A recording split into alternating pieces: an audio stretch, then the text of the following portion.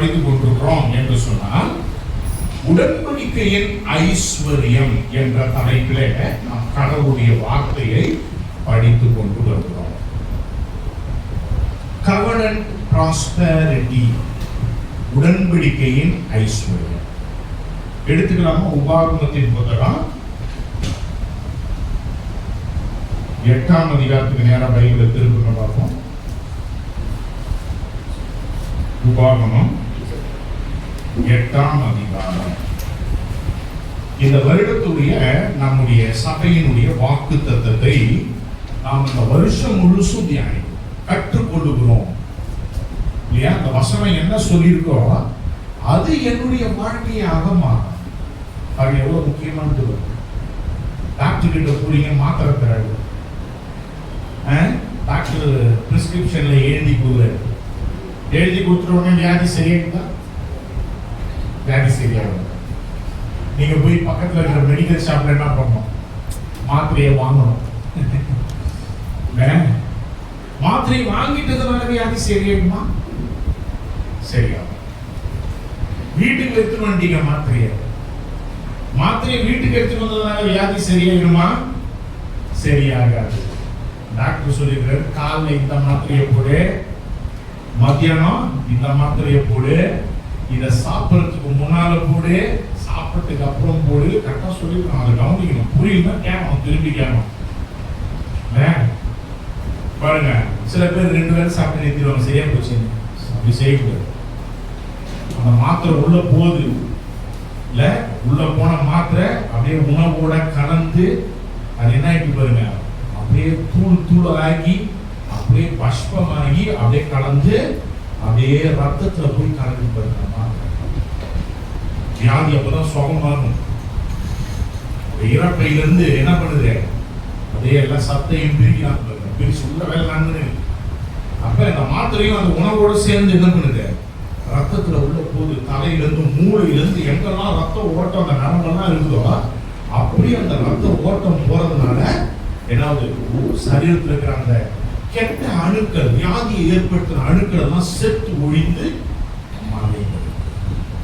அதே போல கடவுளுடைய வார்த்தையும் நாம் எடுக்க வேண்டும். அது ரொம்ப முக்கியமானது. அப்படி எடுத்தாதான் வாழ்க்கையின் பிரச்சனைகளுக்கு பதில் கிடைக்கும். இல்லைன்னா பதில் கிடைக்கவே கிடைக்கும். நிறைய ஜெபம் பண்ணலாம், உபவாசம் இருக்கலாம், எல்லாம் பண்ணலாம். நான் பெந்தேகோஸ்தேல இருக்கும்போது வருஷம் 40 நாள் உபவாசம் இருப்பேன். அப்புறம் 21 நாள் உபவாசம் இருப்பேன். உபவாசம் தான் வாழ்க்கைன்னு நினைச்சுக்கிட்டு இருந்தேன். மாஸ்டர் ஆகிய அப்படிதான் நினைச்சுக்கணும். வாந்தி எப்படி வச்சு தெரியுமா? ரத்தமே வாந்தி. வாஷ் பேஷியல்ல போய் வாந்தி எடுக்கும்போது ரத்தம் வருதுங்க. ஏன்னா எங்களுக்கு அப்படி சொல்லி கொடுத்தாங்க, உபவாசம் இருந்தா தான் கடவுள் உனக்கு கேட்பாரு, உபவாசம் இருந்தா தான் கடவுள் உன் ஜபத்தை கேட்பாரு, இல்லைன்னா கேட்கவே மாட்டாரு. அப்படி எவ்வளவு உபவாசம் இருக்கும் பாருங்க. ஒரு டைம்ல சரீரம் முடியவே இல்லை. அப்ப டாக்டர் கிட்ட போய் பார்க்கும்போது டாக்டர் சொல்றாரு, இனிமேல் நீ உபவாசமே இருக்கக்கூடாது, இருந்தினா உன் உயிருக்கு ஆபத்து இருக்கு, எதுவுமே சாப்பிட முடியாது, சாப்பிடுறது எல்லாமே வாங்கியா வெளியே. பல மாசங்க கஷ்டப்பட்டாங்க. ஏனென்றால் தப்பான சர்ச்சைக்கு போய் தப்பான உபதேசத்தை கேட்டதுனால என்ன ஆயிடுச்சு, கடவுள் உபவாசம் இருந்தால் தான் கேட்பாரு அப்படின்னு அப்படி தப்பான எண்ணத்துக்குள்ள போன. ஏன்னா வார்த்தை தெரியும், வார்த்தையை சொல்லுவாங்க, ஆனா வார்த்தை உங்ககிட்ட இங்க இல்லை. ஐயோ உபவாசம் இருக்கலையே, அப்ப என் பிரச்சனையெல்லாம் கடவுள் கேட்க மாட்டார் போல இருக்கின்ற கேள்விகள் எனக்குள்ள வந்துச்சு. ஏன்னா வேத வசனம் எனக்கு தெரியாது. வேத வசனத்தை படிக்கக்கூடிய அனுபவத்தை 17 வருஷம் கழிச்சு கத்துனேன். ஓ, பைபிள் இதுதான் சொல்றா. கடவுள் சொல்ற, நீ உபவாசம் இருக்கிறதுக்கு முன்னாடியே, ஏன் நீ பிறக்கிறதுக்கு முன்னாடியே, உங்க அப்பா அம்மா பிறக்கிறதுக்கு முன்னாடியே, உங்க தாத்தா பாட்டி பிறக்கிறதுக்கு முன்னாடியே உன்னை யாருன்னு எனக்கு தெரியும். உனக்கானதை எல்லாம் கல்வாரி சிலுவையிலே 2000 வருஷத்துக்கு முன்பாகவே உன்னுடைய எல்லா வாழ்க்கைக்கான நன்மைகளை ஏற்படுத்திட்டேன்.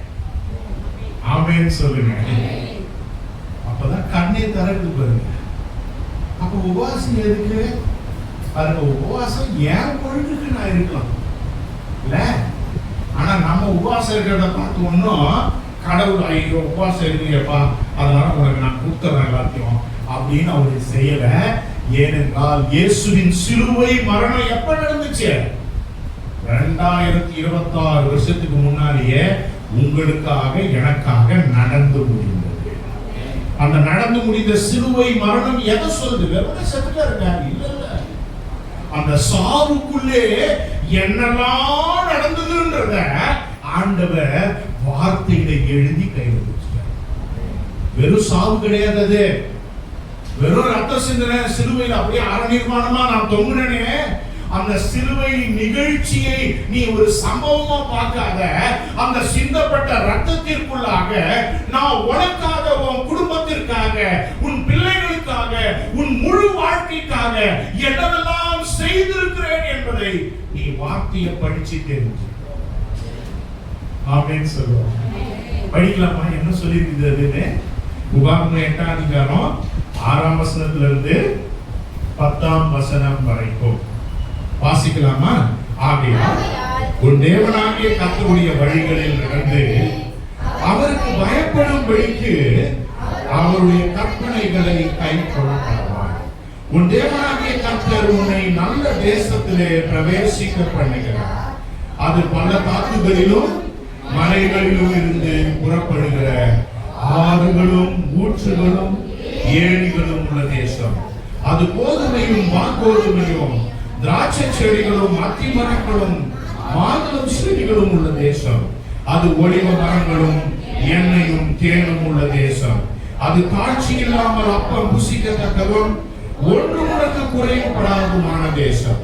அது கல்லுகள் இரும்பா இருக்கிறதும் செம்பு வெட்டி எடுக்கத்தக்க மலைகள் உள்ளதுமான தேசம். ஆகையால் நீ புசித்து திருப்தி அடைந்திருக்கிறீர்கள். உன் தேவனாகிய கர்த்தர் உனக்கு கொடுத்த அந்த நல்ல தேசத்துக்காக அவரை ஸ்தோத்திரிக்க. எப்படிப்பட்ட வாழ்க்கையை நான் உனக்கு வச்சிருக்கிறேன் கடவுள் சொல்றாரு பாருங்க. உனக்கு முன்னால உன் குடும்பத்துக்காக நான் எப்படிப்பட்ட வாழ்க்கையை வச்சிருக்கிறேன்றத வார்த்தையில எழுதி சொல்லி வைத்திருக்கிறார். இதை கற்றுக்கொள்ளணும். இது நம்ம ரத்தத்துல கலந்துக்கணும் இல்லையா? இஸ்ரவேல் மக்களை பார்த்து சொல்றாரு பாருங்க இந்த வார்த்தையெல்லாம். நான் உன்னை எப்படிப்பட்ட தேசத்துக்கு கொண்டு போவோம் தெரியுமா? பாலும் தேனும் ஓடுகிற நலமும் விசாலமான தேசத்துக்கு உன்னை கொண்டு போறேன். அதோட விளக்கம் தான் இங்க கொடுக்கப்பட்டிருக்குது. தண்ணி பஞ்சமே கிடையாது. அது மலையும் பள்ளத்தாக்கும் உள்ள தேசம். கோதுமையும் வார்கோதுமையும் திராட்சை செடி அத்தி மரம் மாதுளை செடி உள்ள தேசம். எல்லாம் உயர் ரகமான தேசம். எல்லாம் உயர் ரக வாழ்க்கை. பாருங்க பைபிள் வேற மாதிரி சொல்லிட்டு பாருங்க. கிறிஸ்தவ வாழ்க்கையே கஷ்டம் தான். கஞ்சி குடிக்கணும் இல்ல, கிழிச்ச சட்டமா வாழ்க்கையில் அப்படி இருக்கு கும்பல். அந்த மாதிரி கும்பல்லாம் கடவுள் ஆராதிக்கிறாங்க. ஆனா பைபிள் வேற சொல்லிட்டு இருக்கு. நான் உன்னை எதுக்கு கோயிலுக்கு கூட்டு வந்திருக்கு தெரியுமா? நீ உன்னை கிறிஸ்தவ மதத்துல எப்படியா சேர்த்துடணும். கிறிஸ்தவ மதத்துல ஆள் சேர்த்துடணும். அது கூப்பிடல நமக்கு. அதில் சேர்ந்து என்ன பண்ணணும்? ஒன்றும் நடக்க போகுது. கடவுள் சொல்றாரு இந்த வாழ்க்கைக்கு நீயும் உன் குடும்பமும் வரணும். அதுதான் கடவுளுடைய சித்தம். கடவுளுடைய சித்தம் அதுவா? ஆமா, எழுதி இருக்கிறதெல்லாம் கடவுள் சித்தம் தான். கடவுள் சித்தம் எது வேணா நடக்கட்டுங்க. இல்லங்க அது இல்ல, எது வேணா நடக்கிறது கடவுள் சித்தம் இல்ல. என்ன அவர் எழுதி கொடுத்திருக்கிறாரோ அது என் வாழ்க்கையில நடக்குது பாருங்க, அதுதான் கடவுளுடைய சித்தம். ஏன்னா அவர் எழுதி கொடுத்திருக்கிறார் கையில இல்லையா? இதை நம்ப பாருங்க. இதை நான் நம்ப மாட்டேன். நான் வறுமை கோலம் போட போறேன். நிறைய கிறிஸ்தவம் அப்படிதான் போட்டுருக்காங்க பாருங்க. வறுமையில நான் வாழ போறேன். அப்ப நம்ம எதற்காக அழைத்திருக்கிறார்? இது வார்த்தையின் சபை. இந்த சர்ச்சை வார்த்தையை மட்டும்தான் போதிக்கும். வேற தேவையில்லாத என்ன பண்ண மாட்டாங்க, போதிக்க மாட்டாங்க. பாருங்க பைபிள் காலேஜ்ல படிக்கும் போது தமிழ்நாட்டோட இந்த பக்கத்துல இருக்கிறவங்க எல்லாம் தூக்கி தென் தமிழ்நாட்டு பக்கம் போட்டுருவோம் இல்லையா? ட்ரைனிங்க்கு போகணும். 2 மாசம் ட்ரைனிங்க்கு கிராமங்களில் ஊழியர் செய்வோம். தென் தமிழ்நாட்டில இருந்து பைபிள் காலேஜ்ல படிக்கிறவங்க தூக்கி வட தமிழ்நாட்டில் போட்டுருவோம். என்னெல்லாம் கன்னியாகுமரி திருநெல்வேலி பக்கம் போட்டாங்க. அந்த ஊர் சபையில என்ன பண்ணுவோம்? பாஸ்டர் எப்படி இருக்கணும்? மீச வைக்க கூட பாஸ்டர். நான் நல்லா ஆண்டில் பார் மீஸ் வச்சிருந்தேன். இப்ப எடுத்துட்டேன், அதுக்காக நான் எடுக்கல. சும்மா கட் பண்ணி தான் இருக்குமே, சும்மா உட்காந்துனேன். இந்த வயசு தள்ளு அப்படின்னு எடுத்துட்டேன். நேரம் இல்லை. அப்ப பெரிய மீஸ் வச்சிருந்தேன். கன்னியாகுமரியில ஒரு சர்ச்சில் என்ன புல்பிட்ல இருந்து இறங்குடான்ட்டாங்க. ஏன்னா நீ மீச வச்சிருக்கிற எதுக்கு? கிறிஸ்தவ வாழ்க்கை எதுல இருக்குது? மீசையில இருக்குது. என்ன பிரசங்கம் பண்ண கூடாது. நீ பாஸ்டரே கிடையாது. நீ பாஸ்டரா இருக்கணும், மீசை இல்லாமல் இருக்கணும்.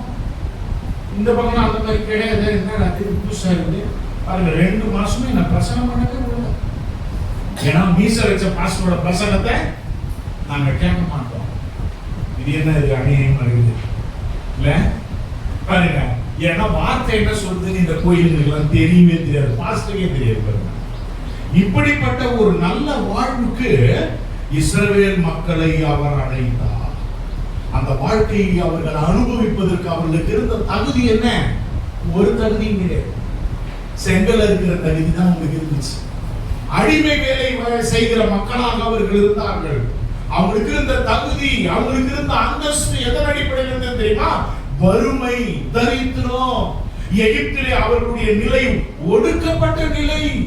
அவருடைய நிலை ஒன்றுமில்லாதவரை கஞ்சிக்கு செத்த ஒக்கட்ட நிலையில இருந்த மக்களை பார்த்து சொன்னாரு, உனக்கு கொஞ்சம் அரிசி சாதம் தரப்பா, உனக்கு கொஞ்சம் வாழைப்பழ மரங்களை தரேன், வாழை மரத்தை தரேன், மாமரத்தை தரேன். இல்ல இல்ல இல்ல இல்ல, நம்முடைய தேவன் எதை சொல்லுகிறாரோ அதை வச்சு அவர் தரத்துல நம்ம யோசிக்கலாம். அவர் அவ்வளவு உயர்ந்தவர். உயர்ந்த தேவன் என்ன பண்ணுவது தெரியுமா?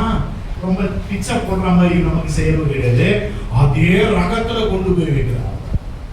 இல்ல என்ன மாதிரி நீ வாழ்வு தெரியுமா? மாதுளம் செடி, மாதுளம் பழம் சாப்பிடுற அளவுக்கு, அத்தி பழம் சாப்பிடுற அளவுக்கு தாழ்ச்சி இல்லாமல் அப்ப புசிக்கத்தக்க ஒரு வாழ்க்கைக்கு உன்னை நான் அழைக்கின்றேன். உங்க இதயத்துல கை வைங்க, என் கூட சேர்ந்து சொல்லுங்க. கிறிஸ்தவ வாழ்க்கை பாலும் தேனும் ஓடுகிற நலமும் விசாலமான வாழ்க்கை. என்னுடைய தலை நன்மையால் முடிசூட்டப்படுகிறது. என் பாதைகள் நெய்யாய் ஒழிகிறது.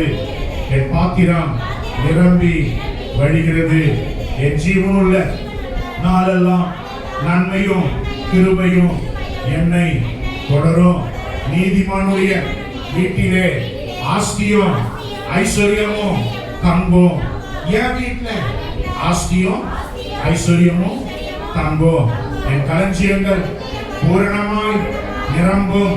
என் ஆலைகளில் திராட்சரசம் புரண்டு ஓடும். பள்ளத்தாக்குகள் தானியத்தால் நிரம்பி இருக்கும். மேய்ச்சல் உள்ள வெளிகள் ஆடுகளால் நிரம்பி இருக்கும். நானும் என் குடும்பமும் என் பிள்ளைகளும் என் வேலையும் என் வருமானமும் என் நல்வாழ்வும் என் சுக வாழ்வும் என் எதிர்காலமும் வடக்கேயும் தெற்கேயும் கிழக்கேயும் மேற்கேயும் பலுகி பெருகி பூமியை நிரப்பி கீழ்ப்படுத்தி ஆண்டு கொள்ளுவோம். இயேசு கிறிஸ்துவின் நாமத்தினாலே உண்டாவதாக. இயேசு கிறிஸ்துவின் நாமத்தினாலே நடப்பதாக. கைதட்டி எல்லாம் ஆண்டவரை மகிமைப்படுத்துங்க. இப்ப சொன்னதெல்லாம் எங்க எழுதிருக்கு தெரியுமா? வசனத்துல எழுதியிருக்கிறது நம்ம படிச்சோம் இல்லையா? அதுல எழுதியிருக்கு பாஸ்டர். அதையே நான் சொல்லணும். உங்களை பத்தி சொல்லியிருக்கீங்க. என் பாக்கெட்ல 10 ரூபாய் கூட இல்லை பாஸ்டர். அதை பேசாதீங்க, அதை பேசாதீங்க. உங்களையும் என்னையும் உண்டாக்கினவர் சொல்றாரு. அவர் சொல்றதான் நாம சொல்லணும் இல்லையா? அதை சொல்றாங்க. கஷ்டமும் கடவுள் தான் தராரு, நல்லதையும் அவர் தான் தராரு. இன்பமும் அவர்கிட்ட தான் வருது, துன்பமும் அவர்கிட்ட தான் வருது. அதுக்கும் வசனம் தான் இருக்கு, பைபிள் இருப்பாங்க. அந்த மாதிரி வசனத்தை எடுத்து போதிப்பாங்க. கர்த்தர் சொல்றாரு, இல்ல நன்மையானது மட்டும்தான் என்கிட்ட வரும். என்கிட்ட இருந்து வர்றதெல்லாம் நன்மை தான் வரும். ஆகவே நல்லா புரிஞ்சுக்கணும். அப்ப நான் ஏன் அதை சொல்லணும் தெரியுமா? என்னை உண்டாக்கினவர் சொன்னார். என் சூழ்நிலை என்ன சொல்லுது? என் வேலை என்ன சொல்லுது? என் சம்பளம் என்ன சொல்லுது? அதை பேசக்கூடாது. அதை பேசிதான் வாழ்க்கையை நீங்க அழைப்பீங்கன்னு சொன்னா அதுதான் உங்க வாழ்க்கையின் கடைசி வரைக்கும். ஆனால் தேவனுடைய நன்மையை பார்க்க வேண்டுமானால், தேவனுடைய நன்மையை நாம் அனுபவிக்க வேண்டுமானால் நாம் என்ன செய்ய வேண்டும் தெரியுமா? தேவன் என்னை பார்த்து என்ன சொன்னாரோ அதையே நான் சொல்றேன். ஆமென் சொல்லுவோமா? அப்ப இந்த வாழ்க்கையை எதன் அடிப்படையில் தராருன்னு பாத்தீங்கன்னா, அதே அதிகாரம் 18ஆம் வசனத்துக்கு திருப்புங்க பார்ப்போம். அதே 8ஆம் அதிகாரத்துல 18ஆம் வசனத்துல 17, 18 ரெண்டும் சேர்ந்து வாசிக்கலாமா? 17ஆம் வசனமும் 18ம் சேர்ந்து வாசிப்போம். என் சாமர்த்தியமும் என் கை பலனும் இந்த ஐஸ்வர்யத்தை எனக்கு தராம எனக்கு சம்பாத்து என்று நீ உன் இருதயத்தில் சொல்லிக் கொள்ளாமலோ எச்சரிக்கையா இருந்து. சத்தமா வாசிங்க எல்லாரும்.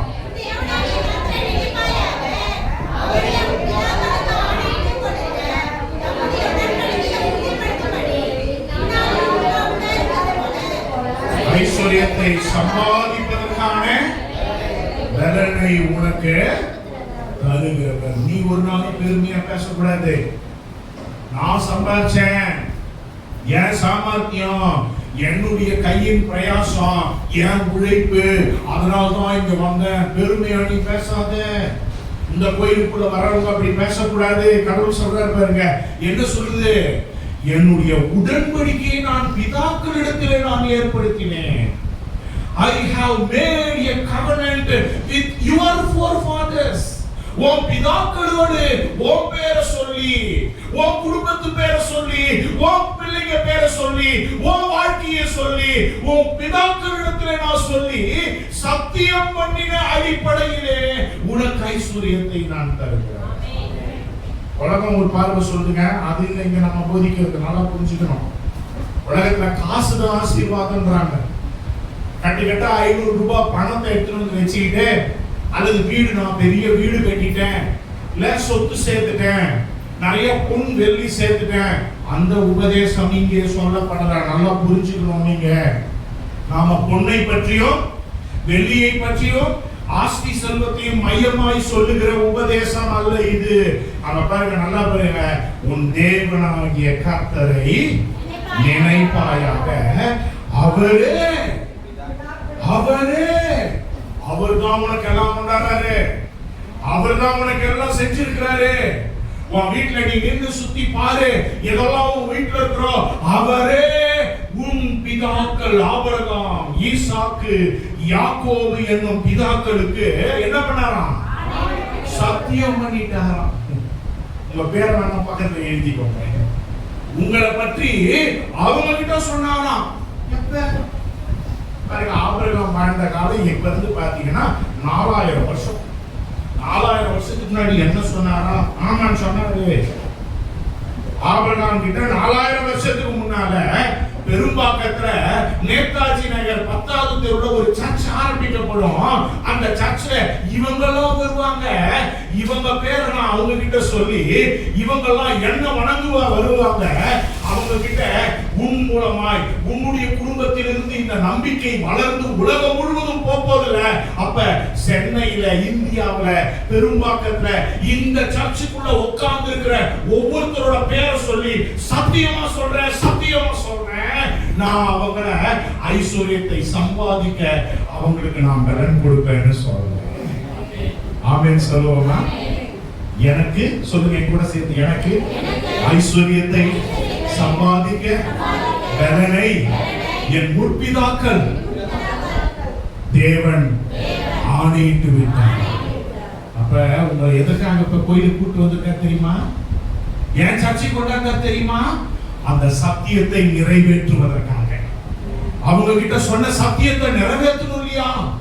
அதுக்காக தான் கோயிலுக்கு கொண்டாந்து இருக்கிறார். நான் வந்தேன், என் பக்கத்து வீட்டுல இருந்தாங்க, இவங்க தானே என்ன கூட்டு வந்தாங்க, என் சொந்தக்காரங்க இவங்க தானே என்ன கூட்டு வந்தாங்க. இதெல்லாம் அவங்க மூலமா தேவன் செய்ய போறார் என்பதை தேவன் ஏற்கனவே திட்டமிட்டு வைத்தார். அவர் போட்ட திட்டத்தான் இதெல்லாம். அப்படிங்களா? ஆமாங்க. நீங்க சும்மா வரல, எல்லாரும் சந்தர்ப்ப சூழ்நிலையில நான் கோயிலுக்கு வந்துட்டேங்க. இல்லவே இல்லை, இல்லவே இல்லை. உங்கள் மேல் தேவன் ஒரு ஆணையை, உடன்படிக்கையை நிறைவேற்றும்படியாக உங்களை அவர்தான் இந்த ஆலயத்துக்கு கொண்டு வந்திருக்கிறார். மறந்துடாதீங்க, மறந்துடாதீங்க. ஆஸ்திரேலியா பிரச்சனை எவ்வளவு பெருசு தெரியுமா? எவ்வளவு நெருக்கத்துல நான் இருக்கிறேன் தெரியுமா? எவ்வளவு கண்ணீரின் பாதையில நான் போயிட்டு இருக்கேன் தெரியுமா? எவ்வளவு கஷ்டத்தின் சூழ்நிலையில நான் போயிட்டு இருக்கேன் தெரியுமா? என்னுடைய பொருளாதார நெருக்கத்துல நான் போயிட்டு இருக்கேன் தெரியுமா? ஆமா ஆமா, அந்த நிலையெல்லாம் அவருக்கு நல்லா தெரியும். அந்த நிலையிலிருந்து உன்னையும் என்னையும் மீட்கும்படியாக பிதாக்களிடத்தில் அவர் சத்தியம் செய்தார். என்ன சத்தியம் பண்ணிட்டாரு? சத்தியம் பண்ணி கூட ஒண்ணு செஞ்சிருக்கிறாரு. ஆணையிட்டு கொடுத்த தம்முடைய உடன்படிக்கையை உறுதிப்படுத்தும்படி. என்ன உடன்படிக்கை? பாருங்க, கடவுளோட ஆலயத்துக்கு வரும் பொழுதெல்லாம் இஸ்ரவேல் மக்கள் ஆட்டுக்குட்டி கூட்டு கொண்டாடணும். இல்லைன்னா வசதியான மாடை கொண்டாடணும். கொண்டாந்து அந்த ஆலயத்தோட வாசல்ல அதை வெட்டணும். அதுதான் உடன்படிக்கை. ரத்தத்தை சிந்தணும். மனிதனுக்கும் கடவுளுக்கும் நடுவிலே ஒரு உடன்படிக்கை இருக்கிறது. அந்த உடன்படிக்கை தான் எனக்கு காசை கொண்டாடுது. அந்த உடன்படிக்கை தான் எனக்கு ஆசீர்வாதத்தை கொண்டு வருகிறது. அந்த உடன்படிக்கை தான் என் நல்வாழ்வை கொண்டு வருகிறது. நல்லா புரிஞ்சுக்கணும். இஸ்ரவேல் மக்கள் கடவுளோட ஆலயத்துக்கு வரும்போதெல்லாம் எதை பண்ணாங்க சொல்லுங்க. ஏன் பேச வைக்க தெரியுமா? தூங்கிடக்கூடாது. சீக்கிரம் எப்ப முடிப்பாரு, மீன் கடைக்கு போலாம், கறி கடைக்கு போலாம் அப்படின்னு யோசி. எதை கொண்டாடணும்? சத்தமா சொல்லுங்க. ஆடு இல்லைன்னா ஒரு கண்ணுக்குட்டி, ஒரு மாட்டை கொண்டாடணும். பாருங்க, அவங்க கிட்ட சொல்றாரு, நீ இஸ்ரவேல் மக்களே, நீ அடிமையா நீ என்ன பண்ணிட்டு இருந்த? செங்கல் எடுத்துக்கிட்டு இருந்த, களிமண் மிதிச்சுக்கிட்டு இருந்த, குடிசையில இருந்த, கிழிஞ்ச சட்டையை போட்டுக்கிட்டு இருந்த, கால்ல செருப்பு கூட கிடையாது, வக்கத்தவனா இருக்கிற. ஆனா உன்னுடைய தேவன் நான் யார் தெரியுமா? உனக்காக உடன்படிக்கை நான் செஞ்சிருக்கேன். அந்த உடன்படிக்கையின் அடிப்படையில் உனக்கு ஐஸ்வர்யத்தை நான் தர போறேன். நல்லா கவனிங்க. இப்ப நம்ம சர்ச்சுக்கு முன்னால எந்த ஆட்டியாவது வெட்டுறோமா? எந்த மாட்டியாவது வெட்டுறோமா? ஏனென்றால் அவங்கெல்லாம் ஆட்டையும் மாட்டையும் வெட்டி ரத்தம் சிந்தி கடவுளிடத்தில் உடன்படிக்கை செய்து கொண்டே இருந்தார்கள். ஒவ்வொரு முறையும் கடவுள் ஆலயத்துக்கு வரும்போது செய்து கொண்டே இருந்தார்கள். கடவுள் சொல்றாரு, இனிமேல் நீ ஆடையும் மாடையும் வெட்ட வேண்டாம். ஏன் தெரியுமா?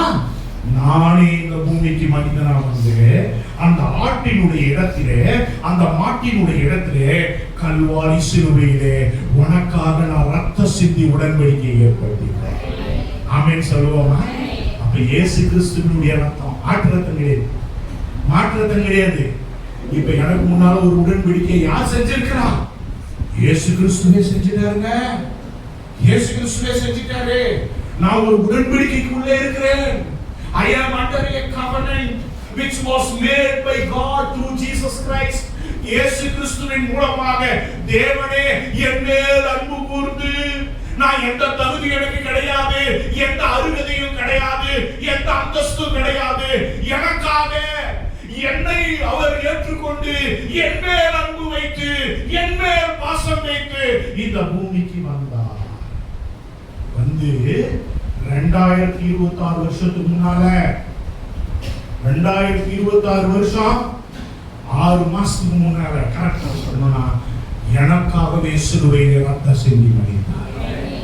அப்ப இந்த ரத்த உடன்படிக்கை என்ன இருக்குது? இந்த ரத்த உடன்படிக்கைக்குள்ள நீங்க எல்லாம் இருக்கிறீங்க. இத திரும்ப திரும்ப திரும்ப திரும்ப சொல்லணும் பாருங்க. இந்த உடன்படிக்கை கீழே நான் இருக்கிறேன். நெஞ்சில கை வைங்க, உங்க வாயை திறந்து சொல்லுங்க, நான், என் குடும்பம், என் பிள்ளைகள், என் வேலை, என் வருமானம், என் நல்வாழ்வு, என் சுகவாழ்வு, என் எதிர்காலம் எல்லாம் இயேசு கிறிஸ்துவின் ரத்தத்தின் கீழ் இருக்கிறோம்.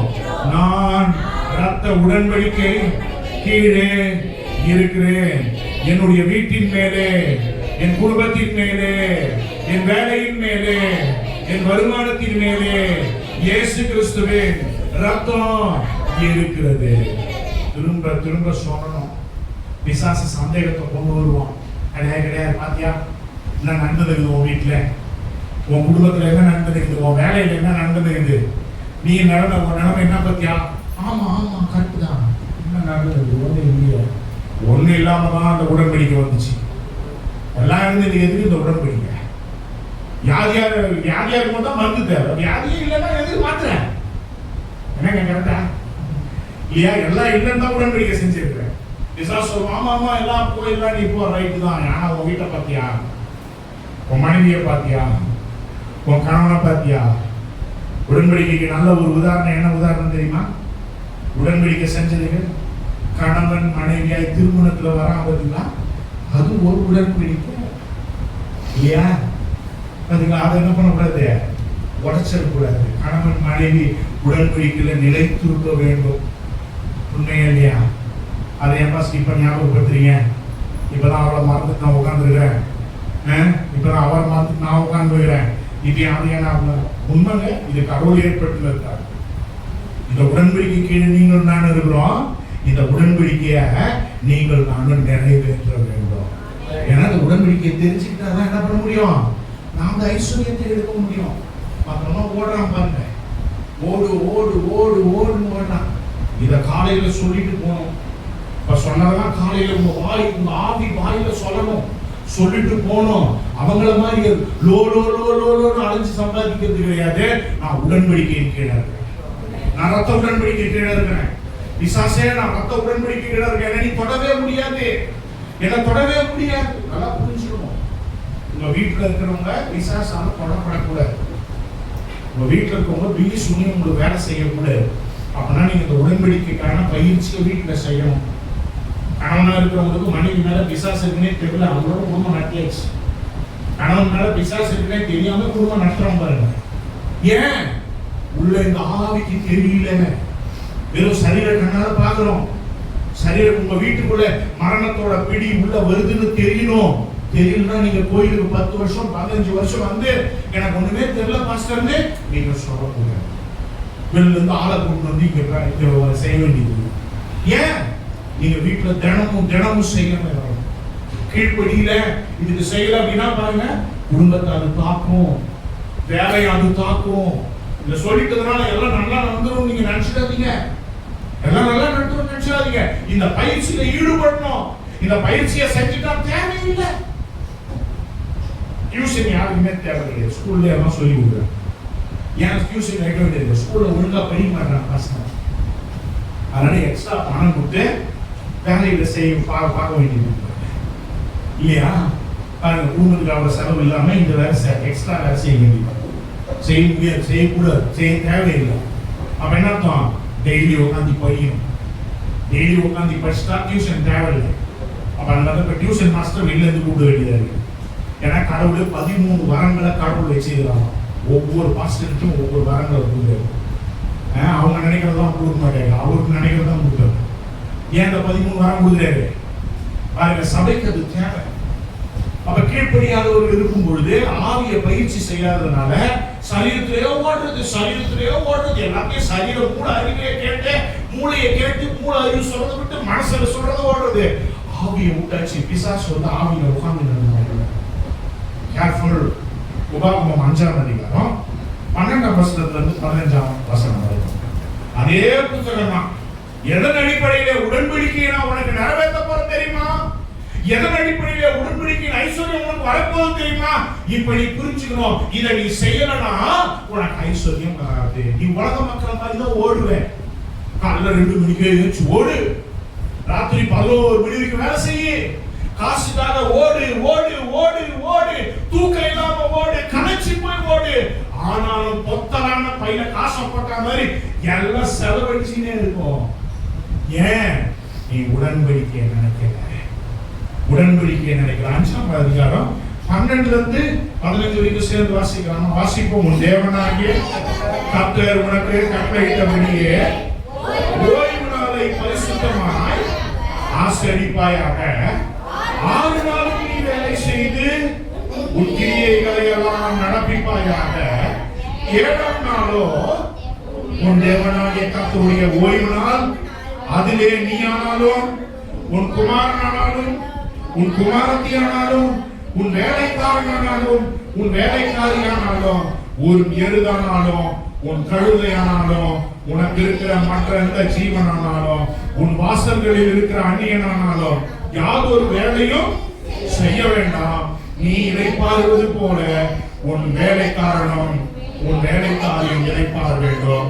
நீ எகிப்து தேசத்தில் அடிமையாக இருந்தாய் என்றும் உன் தேவனாகிய கர்த்தர் உன்னை அவ்விடத்திலிருந்து வல்லமையுள்ள கரத்தினாலே ஓங்கிய புயத்தினாலும் புறப்பட பண்ணினார் என்றும் நினைப்பாயாக. ஆகையால் ஓய்வு நாளை ஆசரிக்க உன் தேவனாகிய கர்த்தர் உனக்கு உலகம் ஓய்வு நாள வேணாம். ஆத்திகமே வேலை செஞ்சு சமாளிச்சிருவேன் அப்படி பார்க்க அவங்க பாருங்க, ஒன்னும் பண்ண மாட்டாங்க, ஒன்னும் இருக்க. கடவுள் சொல்றாரு, நீ 6 நாள் மட்டும்தான் வேலை செய்யணும். ஒரு நாள் என் கிட்ட நீ வரணும். எதுக்கு? நம்மளெல்லாம் கிறிஸ்தவ மதத்துல சேர்த்தாரு, அதனால அவருடைய கட்டுப்பாட்டுக்குள்ள நம்ம இருக்கணும், அவரை கரெக்டா வந்து பார்த்துடணும், அதனால நம்ம எல்லாம் கட்டாயப்படுத்துறாரு. அது கிடையாது. 6 நாள் நீ வேலை செய்யும் போதும் 7ஆவது நாள் வேலை செய்யலாம் காசு. 6 நாள்ல 7ஆவது நாளுக்கான காசையும் நான் உனக்கு சேர்த்து தருவேன். இல்லையா? பாருங்க, அதெல்லாம் அவங்க செஞ்சிருக்கிறார். கடவுள் இதை டிசைன் பண்ணியிருக்காரு. ஏன் சொல்றாரு? நீ அந்த தேசத்துக்குள்ள போற, பாலும் தேடும் கொடுக்கிற கானான் தேசத்துக்குள்ள போற. அந்த தேசத்துல இருக்கிற மக்கள்லாம் யாரு? அவங்க வேற பழக்கம் உள்ளவங்க. நல்லா கவனிச்சுக்கோங்க. நீங்களும் உங்க குடும்பமும் இந்த பழக்கத்துக்குள்ள வரணும். ஏனென்றால் நாம இந்த உடன்படிக்கைக்குள்ள வந்துட்டோம். உண்மையா இல்லையா? ஆமா, இந்த உடன்படிக்கைக்குள்ள வந்தா இந்த பழக்கத்துக்குள்ள வந்தோமோ. அவங்க ஞாயிற்றுக்கிழமை வேலை செய்வாங்க, ஞாயிற்றுக்கிழமை சாராயங்களை நின்று இருப்பாங்க, ஞாயிற்றுக்கிழமை பாருங்க சினிமா தியேட்டர்ல நின்று இருப்பாங்க. அவங்க ஞாயிற்றுக்கிழமையும் வேலை செய்வாங்க. அவங்களுக்கு எந்த ஆசீர்வாதமும் கிடையாது. நாம அதை சொல்லலைங்க. அந்த மாதிரியான ஆசீர்வாதத்தை சொல்லாத. ஆசீர்வாதமே கிடையாது, சாப்பாடு. நாம சொல்றோம் உடன்படிக்கையின் அடிப்படையிலே, இயேசுவின் சிலுவையின் ரத்தத்தின் அடிப்படையிலே, இயேசுவின் மரணத்தின் அடிப்படையிலே, இயேசுவின் உயிர்த்தெழுதலின் அடிப்படையிலே என்னையும் என் குடும்பத்தையும் கடவுள் ஆசீர்வதிப்பார். அப்படி 7ஆம் நாள் நான் வேலையை விட்டு வேலை செய்யாத வந்து என்கிட்ட ஆலயத்துக்கு வா, உன் வாழ்க்கையை நான் பொறுப்பு எடுத்துக் கொள்றேன், உன் வாழ்க்கையை நான் பார்த்துப்பேன். ஏன் தெரியுமா? ஏனென்றால் நீ போற அந்த தேசத்துல இருக்கிற மக்கள் என்ன ஆகுவாங்க தெரியுமா?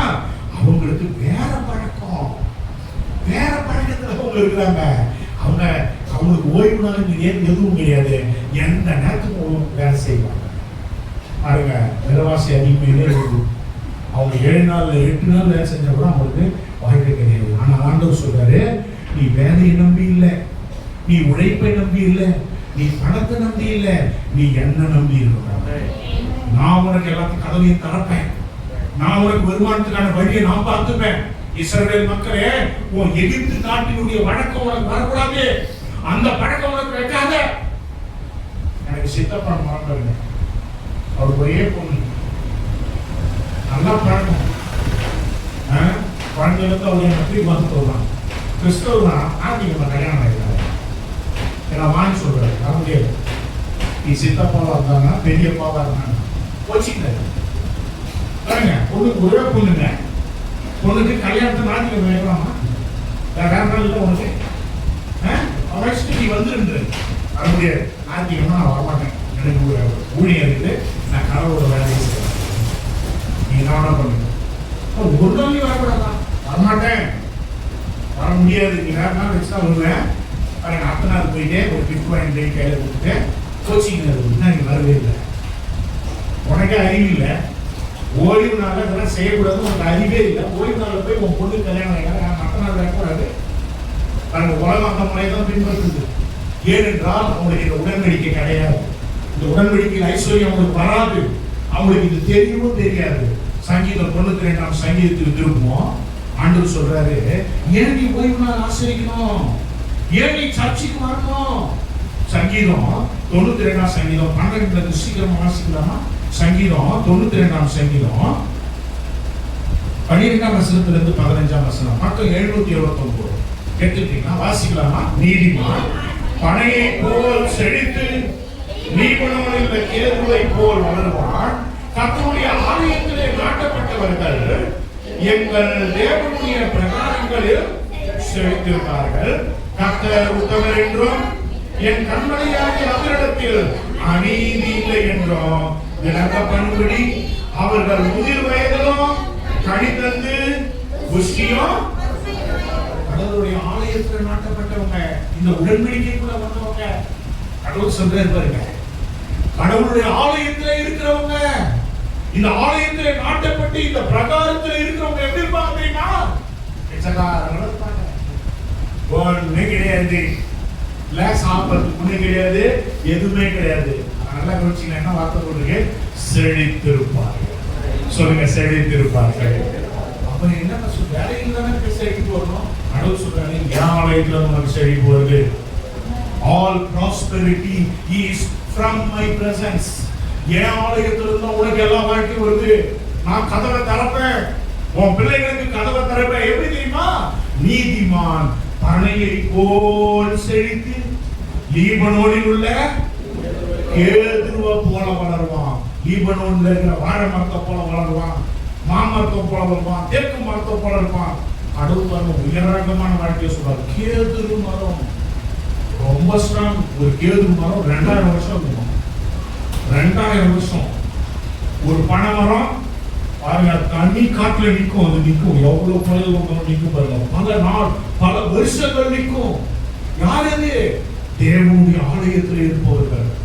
தேவனுடைய ஆலயத்தில் ஏங்க சர்ச்சைக்கு வர்றத பத்தி இவ்வளவு கடவுள் முக்கியத்துவப்படுத்துறாரு? ஏன் அந்த ஆசீர்வாதத்தை முக்கியப்படுத்தி அவர் பேசுறாரு? ஏன் தெரியுமா? மத்தேயு 16ஆம் அதிகாரம் திருப்பங்க 16ஆம் வசனத்திலிருந்து 18ஆம் வசனம் வரைக்கும். இதுவரைக்கும் ஆலயம் ஆலயம் ஆலயம்னு வாசிக்கிறோம். புதிய ஏற்பாட்டுக்கு வந்தவனே பார்த்தீங்களா வார்த்தை மாதிரி இருக்கு. ஆலயம் ஆலயம் 18 வாசிக்கலாமா? மத்தேயு 16ஆம் அதிகாரம் 18ஆம் வசனம் 25வது பக்கம் புதிய ஏற்பாடு. திருப்பிட்டீங்களா? திருப்பிட்டீங்களா? மத்தேயு 16:18. மேலும் நான் உனக்கு சொல்லுகிறேன், நீ பேதுருவாய் இருக்கிறாய், நீ சின்ன கல்லாய் இருக்கிறாய். இந்த கல்லின் மேல் என் சபையை கட்டுவேன், பாதாளத்தின் வாசல்கள். ஆலயம் ஆலயமா சொன்னா பண்ணியிருப்பாங்க. ஆனா புதிய பாட்டை வந்து என்ன ஆயிடுச்சு தெரியுமா? சபை. சொல்லுங்க, சபை. என்ன ஆயிடுச்சு? என்ன வித்தியாசம்? ஏன்னா இயேசுநாதருடைய மரணத்துக்கு பின்னால தேவாலயத்தை வந்தவங்க வெளியே தான் நிக்கணும், உள்ள வரக்கூடாது. சர்ச்சை வரவங்க வெளில தான் நிக்கணும். ராஜா என்ன வெளில தான் உள்ள முடியாது. ராஜா வரலாம், என்ன வரலாம், வெளில தான் நிக்கணும். ஆனால் இயேசு சிலுவையை ரத்தம் சிந்தி மரித்த உடனே என்ன ஆயிடுச்சு தெரியுமா? வெளியில நிக்காத, உள்ளவா உள்ளவா உள்ளவா. உள்ள சார் போட்டு உட்காந்துருக்கும். உண்மையா இல்லைங்களா? அப்ப பாருங்க எவ்வளவு பெரிய சாக்கியம். பழைய ஏற்பாட்டு உடன்படிக்கை ஐஸ்வர்யத்தை தரவங்களுக்கு அவர் சாக்கியம் இல்லை.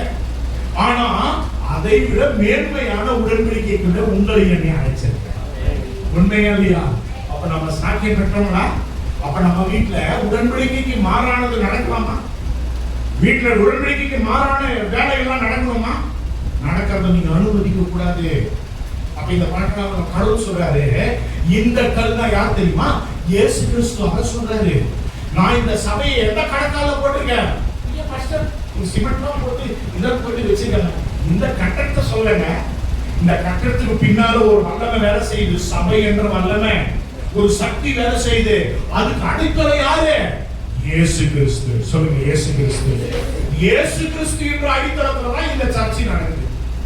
இந்த கட்டடத்துக்குள்ள நடக்குது, இந்த சர்ச்சுக்குள்ள நடக்குது. இந்த கல்லின் மேல் என் சபை. கடவுள் சொல்றாரு. இந்த சபை யார் சபை? பாஸ்டர் இதுங்க. எந்த கிடையாது, எந்த கிடையாது. இங்க நடக்கிற வேலை எதுவுமே என் வேலை கிடையாது, என்னது கிடையாது. நான் வேற வேலை பார்த்துட்டு இருந்தேன். பணத்துக்காக நான் வேற வேலையை செஞ்சுக்கிட்டு இருந்தேன். இதே சென்னை பத்திரத்துல பணம் சம்பாதிக்கணும்னே வந்து பணத்துக்காகவே ஓடினாலே கடவுள் சொன்னார், அதை விட்டுட்டு வா, இங்க வா, அதை விட்டுட்டு வா, நீ இந்த தேவ சித்தம் செய்யணும், நீ வா, இங்க வா. பணத்துக்கு நான் என்ன செய்வேன்? நான் சாப்பிடணுமே. அது வயசான பாட்டிலுமே எனக்கு சமைச்சு கொடுப்பாங்க. அவங்களுக்கு அந்த காலத்துல 300 ரூபாய் சம்பளம் கொடுக்கணும். ஏன்னா எனக்கு சமைக்க தெரியாது. நான் அவங்ககிட்ட வீட்டு சாப்பிட்டு கொடுத்துருவேன். சைதாப்பேட்டில் தங்கியிருந்தேன். நான் போய் ஒரு காலையிலே அந்த அம்மா வீட்டுக்கு வந்து கலந்து சமைச்சு எல்லாம் வச்சுட்டு கூட்டிட்டு போயிடுவாங்க. நான் வீட்டுக்கு சாப்பிட்டேன். என்ன போய் கூட்டிட்டு வாங்கி கூப்பிடுறாரு கடவுள். நான் எப்படி வீட்டு வாடகை கொடுக்கணுமே, சாப்பிடணுமே, பெட்ரோல் போடணுமே, வேலையை விட்டு வாண்டாரு. கடவுள் சொல்றாரு, இல்ல என் வேலையை சேர்த்துக்கு நீ வா, நீ வா. உன் உலக பிரகாரமான ஓனர் உனக்கு சம்பளம் கொடுக்குறாங்க, நான் உனக்கு தருவேன் எல்லாத்தையும். உடன்படிக்கை அடிப்படையில் உனக்கு ஐஸ்வர்யத்தை தருவேன்.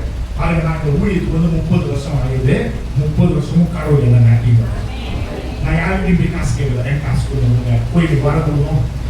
இந்த கோயிலுக்கு வாடகை கொடுக்குறாரு, அவரு தான் கொடுக்குறாரு. இந்த கோயிலுக்கு வாடகை கொடுத்தது அவருனா எனக்கும் சோறு போடுறாரு, என் குடும்பத்துக்கும் சோறு போட்டு இந்த ஊழியத்தை உண்மையா செய்யுங்க. உண்மையா செய்ய இந்த ஊழியத்தை நீ நல்லா செய்ய. உன் தேவையை நான் சந்திக்கிறேன், உன் தேவையை நான் சந்திக்கிறேன். ஏன் தெரியுமா இந்த ஊழியத்தை அவர் செய்ய சொல்றாரு? இந்த கல்லின் மேல் என் சபையை கட்டுவேன். அடுத்த வரி பாத்தீங்களா? பாதாளத்தோட வேலை நடந்துகிட்டு இருக்குப்பா. பாதாளத்தின் வாசல்கள் எதையுமே பக்கத்துல மதிக்கடை இருக்குது, கறிக்கடை இருக்குது, அடகுக்கடை இருக்கு. அதெல்லாம் கடவுளுடைய கல்லால கட்டப்படல, இயேசு கிறிஸ்துவால கட்டப்படல. இந்த சபை மட்டும் தான் நடக்குது. பாதாளத்தோட வல்லமையில யாராவது மாட்டி இங்க வந்தா நினைச்சுக்கோ, இங்க அந்த பிசாசு புறப்பட்டு போயிடும். இங்க அந்த பிசாசுக்கு இடம் கிடையாது, இங்க தரித்திரத்துக்கு இடம் கிடையாது, இங்க பாவத்துக்கு இடம் கிடையாது, இங்க வந்து சாபத்துக்கு இடம் கிடையாது.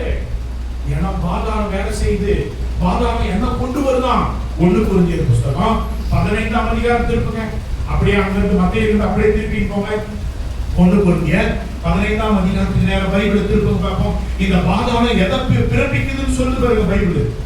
1 கொரிந்தியர் 15ஆம் அதிகாரம் 55ஆம் வசனம், 55, 56, 57 வாசிக்கலாம். பார்ப்போம். 243 1 கொரிந்தியர் 15ஆம் அதிகாரம் 55ல இருந்து 57. மரணமே வாசிங்க, உன் கூர் எங்கே? பாதாளமே. இயேசு கிறிஸ்து ரெண்டுத்தையும் சேர்த்து சொல்றாரு. அந்த பாதாளத்தின் வாசல் தான் ஜெயப்படாதுன்னு சொன்னாரு. இப்ப ஏன் சர்ச்சைக்கு வரணும்னு சொல்றாரு? பாதாளத்தோட வேலை என்ன தெரியுமா? பாதாளம் மரணத்தை பிறப்பிக்கிறது, மரணத்தை பிறப்பிக்கிறது.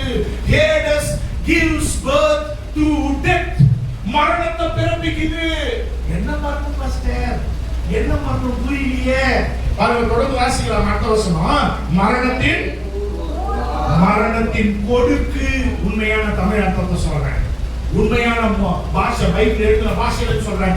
மரணத்தின் கொடுக்கு பாவம், பாவத்தின் பலன் நியாயப்பிரமாணம்.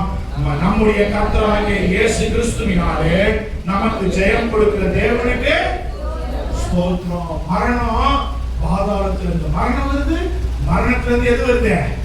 பாவம் வருது. 3 வார்த்தை இருக்கா பாத்தீங்களா? பைபிளை கை வச்சு படிச்சுட்டே வரணும். பாருங்க, இதெல்லாம் உங்க வீட்டுல வேலை செய்யக்கூடாது. பாருங்க, நிறைய சபை சொல்றாங்க, பெந்தேகோஸ்தே கோயில்ல சொல்றாங்க, மரணமா அதுவும் கடவுள் தான், அதுவும் கடவுள் தான் வந்தாங்க. சாவா அதுவும், மனைவி செத்தா கடவுள் தான், குழந்தை செத்து போச்சு கடவுள் தான், வேலையெல்லாம் போச்சு கடவுள் தான், காசு எல்லாம் போச்சு கடவுள் தான். தப்பு தப்பு. பைபிள் சொல்லுது மரணம் பாதாளத்திலிருந்து வருது, பாதாளத்திலிருந்து மரணமும், மரணத்திலிருந்து பாவமும் வருது. பாவம் செய்யும் போது மரணத்துக்கு நடத்தப்படுகிறாய். மரணம் எங்க கொண்டு போய் தெரியுமா? பாதாளத்துக்கு கொண்டு போய். அதனால நிறைய பேர் செத்துட்டாங்க, என்ன பண்றாங்க? நெஞ்சிலையும் வயிற்றுலையும் அடிச்சுக்கிறாங்க. ஏன்னா அவங்க எங்க போறாங்கன்னா அவங்களுக்கே தெரியாது, அவங்களுக்கே தெரியல, நம்பிக்கை இல்லை. ஏனென்றால் மரணத்தை அவங்களால பார்த்ததே கிடையாது, மரணத்தை சந்தித்ததே கிடையாது. நம்ம மரணம் அப்படி கிடையாது. இந்த சரீரம் செத்து போது என் ஆவி தேவனிடத்திலே செல்லும். நான் அவரோட வாழ போறேன்.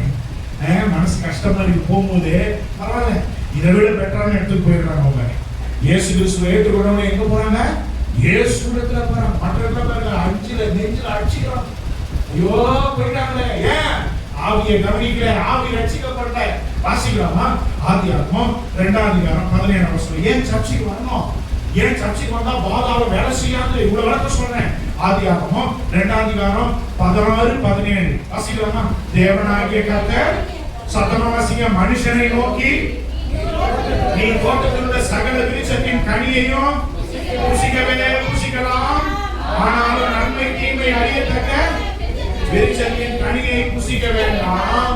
அதை நீ புசிக்கும் நாளிலே சாகவே சாவா என்று கட்டளையிட்டார். மரணத்தை பத்தி முதல்ல சொல்ற கடவுளே, நீ பாவம் செஞ்சினா என்ன ஆகும் தெரியுமா? சாவு உள்ளே வரும், மரணம் உள்ளே வரும். பாதாளத்தோட வேலை இது, பாதாளத்தோட ஆட்சி உள்ளே உள்ளே வரும். இதுவரை பரலோக ஆட்சிக்கு கீழே இருக்க ஆதாமே, பரலோகம் உனக்கு எல்லாத்தையும் தந்துருச்சு. நல்ல ஏதேன் தோட்டத்தை தந்துருச்சு, சாப்பாடு தந்துருச்சு, தண்ணியை தந்துருச்சு, வைரம் தங்கம் எல்லாம் முன்னாடி வசனம் ஏறி. சர்ச்சை என்ன சொல்றாங்க, நீங்க தங்கமா வாங்க கூடாதுன்னா சொல்றாங்க இல்லையா? கைட்டி பெட்டியை போட்டு போ இல்ல இருக்குதே, நீ தங்கமே போடக்கூடாதுன்னா நம்ம போய் எப்படி சொல்ல மாட்டோம். தங்கம் நிறைய அடி வாங்குவேன் நாம என்ன சொல்ல மாட்டேன். நீங்க நல்லா இருக்கணும்னு சொல்லுங்க. 2ஆம் அதிகாரம் போடுது 7ஆம் வசனத்துல இருந்து வீட்டுக்கு போய் படிச்சு பாருங்க. தங்கத்து மேல ஆதாம் நன்னான். தங்கம் வேணாம்னா கடவுள் அதை எடுத்துட்டு இருப்பாரு. தங்கம் அவனுக்கு எப்படி சொல்லி பாருங்க. ஆனா தங்கத்துல நடக்க வச்சுக்கிறேன். நான் சர்ச்சை தான் சொல்றேன், நான் கைக்கு இல்ல நீங்க அப்படி கிடையாது. இங்க வந்தீங்கன்னா நீங்க தங்கம் வாங்குவீங்க, வாங்குவீங்க, கண்டிப்பா வாங்குவீங்க. பாஸ்டர் தங்க விலை எவ்வளவு தெரியுமா பாஸ்டர்? எவ்வளவா இருந்து போட்டோம், அதை பத்தி கவலை இல்லை. ஆனா நீங்க வாங்கி உங்க பிள்ளைகளுக்கு மாட்டுவீங்க. பைபிள் சொல்லிருக்கு. இங்க அது நடக்கும் இல்லையா? ஆனா நீ பாவம் செஞ்சினா பாதாளத்தோட மரணம் உள்ள வரும். அந்த ஆளுகைக்குள்ள போக கட்சியில பாவம் செஞ்சினான். பாவம் செஞ்சவங்க என்ன ஆயிடுச்சு? திருப்பி 3ஆம் அதிகாரம் 17 வாசிக்கலாமா? சீக்கிரம் டைம் ஆயிடுச்சு. 3:17 பின்பாக ஆதாமை நோக்கி, நீ உன் மனைவியின் வார்த்தைக்கு செவி கொடுத்து புசிக்க வேண்டாம் என்று நான் உனக்கு விளக்கின விருட்சத்தின் கனியை புசித்தபடியினால் பூமி இனிமே பூமியில மரணம் என்ற சாபம் விழுந்துச்சு. பூமியில மரணம் என்ற சாபம் யார் சொல்றா? நான் சொல்ல, ஆண்டவரே சொல்றாரு, கடவுளே சொல்றாரு. பூமி உன் நிமித்தம் சபிக்கப்பட்டிருக்கும். பசிங்க சத்தமா, நீ உயிரோடு இருக்கும் நாளெல்லாம் வருத்தத்தோடு அதன் பலனை. என்ன மரணம் தெரியுதா? மரணம் வரும்பான்னு முன்னாடி சொல்றாரு. அவன் பாவம் செஞ்சுட்டான் 3ஆம் அதிகாரத்துல. இப்ப அதெல்லாம் வாசிக்கிறேன். செஞ்சவனே சொல்றாரு, இனிமேல் நீ சம்பளம் வாங்கினா நீ வருத்தத்தோடு வேதனையோடு தான் நீ ஒவ்வொரு 10 ரூபாவும் சம்பாதிக்கிற. இது மரணமா இல்லையா? போட்டுங்க.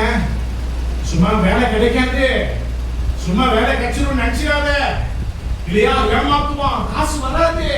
உன்னை 2 மாசம் 3 மாசம் வேலை செஞ்சுட்டு வீட்டுல பேசிடுவோம். ஒரு ஸ்கூல்ல டீச்சர் வேலை செய்யலாம், 3 மாசமா சம்பளம் இல்லை, 3 மாசமா ஏமாத்துறான் அந்த பிரின்சிபால். 3 மாசம் ஏமாத்திட்டாங்க. அந்த குடும்பங்கள் எப்படி இருக்கும், எப்படி சாப்பிடுவாங்க, எப்படி வாடகை கொடுப்பாங்க, மனசாட்சியில பார்த்தீங்கன்னா. ஏன் பூமியிலே சாபம் விழுந்தது, மரணம் விழுந்தது. அந்த பூமியெல்லாம் உங்களை என்னை கடவுள் ரட்சிப்பு சபைக்கு கொண்டாங்க. ஏன் மரணம் வீட்டுல வேலை செய்யக்கூடாது? இப்ப புரியுதா? நம்மளாம் கிறிஸ்தவர்களாக கிறிஸ்தவராயிடுங்க, கிறிஸ்தவ மதத்துல ஜாயின் பண்ணுங்க. பாருங்க, கடவுள் சொல்றாரு, இதுக்கு நான் காரணம் கிடையாது. நீ தான் மரணத்தை புசித்த, நீ மரணத்தை எடுத்துக்கிட்ட. பாரு, இனிமேல் உன் வாழ்நாளெல்லாம் வருத்தப்பட்டு கஷ்டப்பட்டு நாயா சுத்தி மாடா படைச்சு 10 ரூபாய் சம்பாதிக்க மரணம் உலகிச்சு. இந்த கல்லின் மேல் என் சபையை கட்டுவேன், பாதாளத்தில் வாசல் மேற்கொள்ளாதுன்னு சொல்றாங்க. அது என்னன்னு நீங்க தெரிஞ்சுக்கணும். அதான் சொல்லிட்டு முதல் உன் வருமானத்தின் மேல் மரணம். 2ஆவது வாசிங்க 18. அது உனக்கு முள்ளும் குறுக்கும் முளைப்பிக்கும் வெளியின் பைமலைகளை. வருமானத்துல சாபம் வந்தவனே எதுவுமே சாபம் அடுத்தது போய் தெரியுமா? மரணம். உழைப்பு வீணாகும், முள்ளும் குறுக்கு. கஷ்டப்பட்டு நெல்ல நாத்த நடுவ முள்ளும் குறுக்கும் சேர்த்து வளரும், புல்லு வளரும், முழு செடி வளரும். இன்னைக்கு நம்ம வயல்வெளியில வேலை செய்ய வேலைக்கு போவோம், உழைப்போம், உழைப்புக்கு ஏற்ற பலன் இல்லை. மரணம். ஏன் சபைக்கு கூப்பிடுறாரு? ஏன் ஓய்வு நீ அனுசரிக்கணும்னு சொல்றாரு? உன் உழைப்பு வீணாக கூடாது. உழைப்பின் மேல் மரணம் விழுந்தது. 19 வாசிங்க, 10 சீக்கிரம். நீ பூமியிலிருந்து எடுக்கப்பட்டபடியா திரும்ப மட்டும் உலகத்தின் தேவையால் ஆகாரம் புசிப்பான். நீ மண்ணாய் இருக்கிறாய், மண்ணுக்கு திரும்பாய் என்றார். நீ சாவர வரைக்கும், உன் கட்ட மண்ணில இறங்குற வரைக்கும், உன் முகத்துல இருந்து வேர்வை வராம உன் தட்டுல இருந்து சாப்பிடவே முடியாது. நடக்குதா? இந்த பூமி அந்த வழியில போயிருக்குது. அந்த இந்த கூட்டத்தை கடவுள் தொட்டு ரட்சித்தீங்க பண்ணாரு. நீ சாகுற வரைக்கும், உன் சரீரம் இந்த மண்ணில வைக்கிற வரைக்கும், உன் தட்டுல சாப்பாடு உன் வேர்வையை சிந்தாம வராது. அத மரணம்னு பைபிள் சொல்லுது. அதனால சொல்றாரு, இந்த கல்லின் மேல் என் சபையை கட்டுவேன். பாதாளம் மரணத்தை பிறப்பிக்கிறது, மரணம் பாதத்தை பிறப்பிக்கிறது. அது இதை மேற்கொள்ளாது. இதுக்கு உள்ள வந்தவங்களையும் மேற்கொள்ளும். அப்புறம் உங்க வீட்டுல நடக்குதா? உங்க வீட்டுல நடக்குதா? நடந்ததுன்னா செக் பண்ணணும். அந்த வெளியில அனுப்புற வேலையை பார்க்கணும். அந்த வெளியில மரணத்தை விட்டு வெளியே வர்றதுக்கு யார் வழி சொல்லா தெரியுமா? யார் வழி சொல்லிருக்கா தெரியுமா? யாருமே சொல்லல. யாருமே சொல்லல. அவர் மட்டும்தான் சொல்லியிருக்கிறார். இவர் மட்டும்தான் சொல்லியிருக்கிறார். ஓடி ஓடி ஓடி ஓட அந்த அரிசி சாதத்தை சம்பாதிக்கிறதுக்கு நீ நாய் பாடுபடு. லேவியராகமம் திருப்புங்க சீக்கிரமா, நேரம் ஆயிடுச்சு, முடிவு போறோம். லேவியராகமத்தின் புத்தகம் 26ஆம் அதிகாரத்தில் திருப்போம். லேவியராகமம் முதல்ல 3ஆம் புத்தகம் திருப்புங்க. எப்படி அதுக்கு டெவலப் ஆகும் சொல்றாரு பாருங்க. இதுக்கு கோயிலுக்கு வரணும், டைமுக்கு வரணும், வந்து இதெல்லாம் கேட்கணும். இதெல்லாம் என் வீட்டுல வேலை செய்யக்கூடாது. என்ன கரெக்டா? கரெக்ட். நான் சொன்ன யாரும் சொல்றான், அவன் சொல்றான், அதெல்லாம் கேட்க முடியாதுயா. எங்க கடவுள் சொல்றாரு, நாங்க அதான் கேட்க முடியும். 26ஆம் அதிகாரம் 14 வாசிக்கலாமா? 26, 14, 162 பக்கம். அப்புறம் 162 எடுத்துக்கிட்டீங்களா? நோட் எடுத்து வந்து எதெல்லாம் எழுதிக்கணும். ஏன் எழுதி சொல்றேன், உங்க வீட்டுல இதெல்லாம் வேலை செய்யக்கூடாது, ஒரு பிள்ளைங்களுக்கு வேலை செய்யக்கூடாது. நல்லா கவனிங்க. எங்க வீட்டுக்கு பக்கத்து ஒருத்தர் வந்து ஜாக்கப்பாஜி, அவருக்கு பிடி மாஸ்டர். 50 வருஷத்துக்கு முன்னாடி புல்லட் வச்சிருந்தாங்க. 50 வருஷத்துக்கு புல்லட் யாருமே கிடையாது, எல்லாம் சைக்கிள் தான் போவோம். வாதியார் பிடி மாஸ்டர் நல்லா இருந்தாரு, மனைவி டீச்சர் நல்லா இருந்தாரு. குடி பழக்கத்துக்கு அடிமையான குடிக்க ஆரம்பிச்சார். நல்ல மனுஷன், நல்லா நம்பர் இருந்து. நான் சின்ன பையன், என்னை தூக்கி புல்லட் உட்கார வச்சுட்டு அப்படியே போய் ரவுண்ட் அடிச்சு எடுத்து சொந்தக்கார மாதிரி படுவார். எங்க வீட்டுக்கு எதிர் வீடு பாருங்க. குடி பழக்கத்துக்கு அடிமையான நல்ல சம்பளம். அப்பவே 50 வருஷத்துக்கு முன்னாடி நல்ல சம்பளம். மனைவிக்கு நல்ல சம்பளம், அரசாங்க சம்பளம். பாருங்க, பாவம், சின்ன பாவம் உள்ள மனுஷங்க குடிக்க ஆரம்பிச்ச ஒரு குடியில அப்படியே அடிமைனார். அவங்க வீட்டுல ஓடி விளையாண்டுட்டு அவர் அங்கிள் தான் கூப்பிடுவேன், அவங்க மனைவி ஆன்டி தான் கூப்பிடுவேன். அவங்க பிள்ளைங்களுக்கு சோறு விட்டும் போது எனக்கும் சோறு விட்டுருக்காரு. நீங்க அந்த வீட்டை பாக்குறேன், மண்ணு மேடா இருக்கு, மண்ணு மேடு. ஏன் தெரியுமா? மரணம் உள்ளே வந்தது. பாருங்க, ஒரு நாள் நெஞ்சு வலினாரு. 2 மணிக்கு மத்தியானம் நெஞ்சு வலிக்கிறாரு. கொண்டு போனாங்க. 4 மணிக்கு உயிர் பயிற்சி பண்ணாங்க. மனைவி விதவை, இளம் விதவை, சின்ன வயசுல எனக்கு விதவை இருக்கா. 3 பிள்ளைங்க எங்க இருக்கிறாங்கன்னே தெரியல. பாவம் பார்த்தீங்களா? மரணத்தை பிறப்பிக்குது பார்த்தீங்களா? எந்த மரணங்க? அவரு செத்துட்டாரு, அவரு சாக சொல்ல. இன்னைக்கு அவங்க இருக்கிறாங்க, அவங்க வீடு மண் மேடா இருக்குது. பார்த்தீங்களா? இன்னைக்கு உலகம் செம்மஞ்சேரி பெருமாத்துல குடிக்க ஓடுறாங்க. அநேக ஆண்கள் குடி சாராய்க்கு ஓடுறாங்க. என்ன பண்றாங்க தெரியுமா? பிள்ளைங்களுக்கு சாபத்தை பரிசா கொடுக்குறாங்க.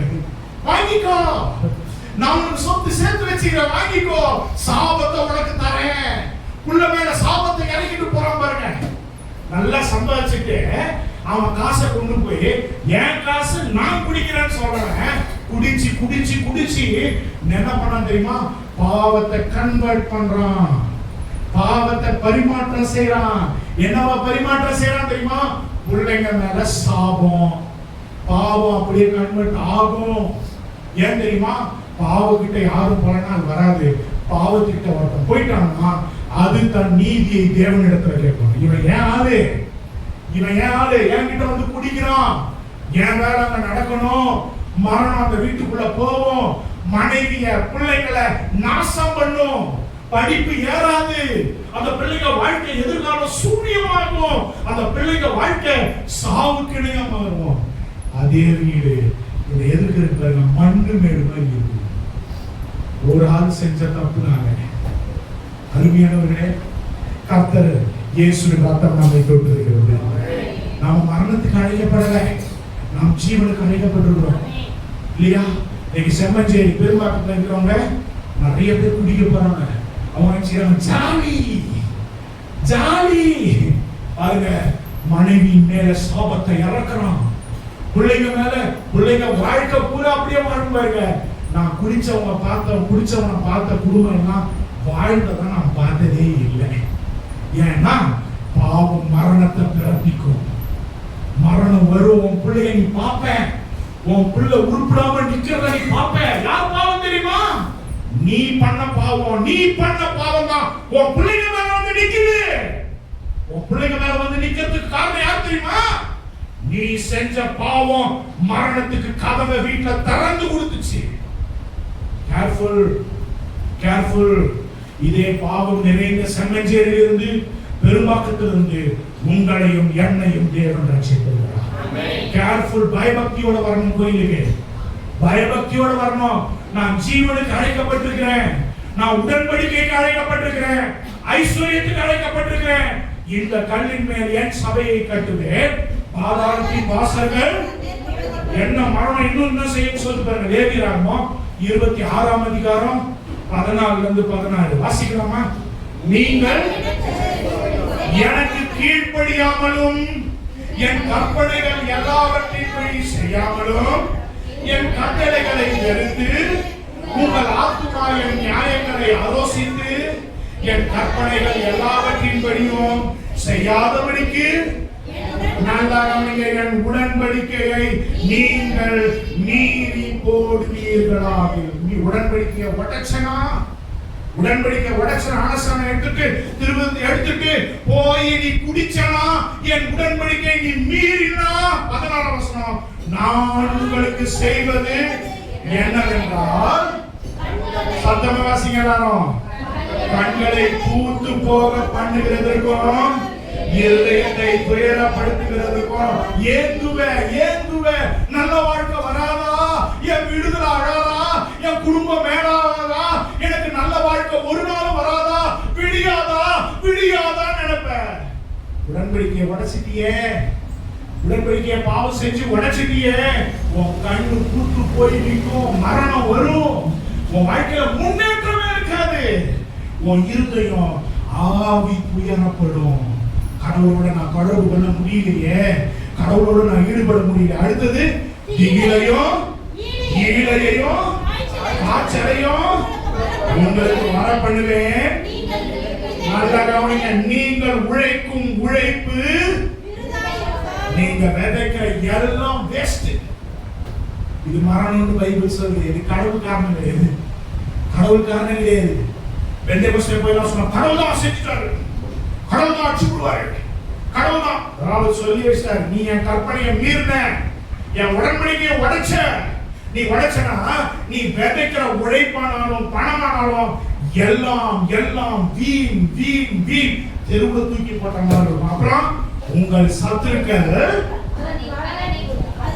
உழைப்புல மத்தவன் தின்னுவானே போட்டு, உன் பிள்ளைங்க உழைப்ப மத்தவன் தின்னுவாங்க. நீ பார்க்க என் பிள்ளை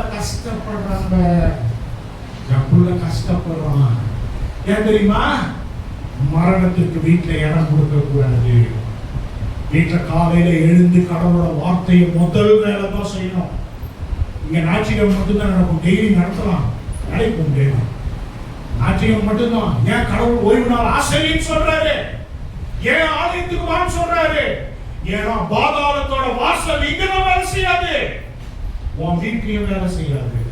உங்க வீட்டுல நீங்க இதெல்லாம் வேலை செய்யுதுன்னு சொன்னா உங்க வீட்டுல நல்லா எழுதி வச்சுக்கோங்க, மரணம் வேலை செய்யுது. வாசிக்கலாம் முடிச்சிடலாம். வாசிப்போம். 19ஆம் வசனம், அதே 26ஆம் அதிகாரம் 19ஆம் வசனம் வாசிக்கலாமா? உங்கள் வல்லமையின் பெருமையை முறித்து உங்கள் வானத்தை இரும்பை போலவும் பூமியை வெண்கலத்தை போலவும் ஆக்குவேன். 20ஆம் வசனம், உங்கள் பலன் விருதாவிலே செலவழியும், உங்கள் தேசம் தன் பலனையும் தேசத்தின் மரங்கள் தங்கள் கனியையும் என்ன தெரியுமா? நம்பிக்கையா எதிர்பார்ப்ப எல்லாம் நஷ்டம், தோல்வி, இழப்பு, அத மரணம்னு சொல்றாருங்க. ஆதியாகமத்துல 3வது அதிகாரத்துல சொன்னதோட டெவலப்மெண்ட் தான் இது. உன் வல்லமை, உன் உழைப்பின் திறமை முறிஞ்சிடும். உடன்படிக்கையை உடைச்சினா உடன்படிக்கை உடைச்சிட்டு இந்த பழக்க வழக்கம் உனக்கு இல்லைன்னா உன் வல்லமையின் பெருமை முடிஞ்சிடும். உனக்கு மேல வானம் இரும்பாயிடும், உன் குடும்பத்துக்கு மேல வானம் இரும்பாயிடும்.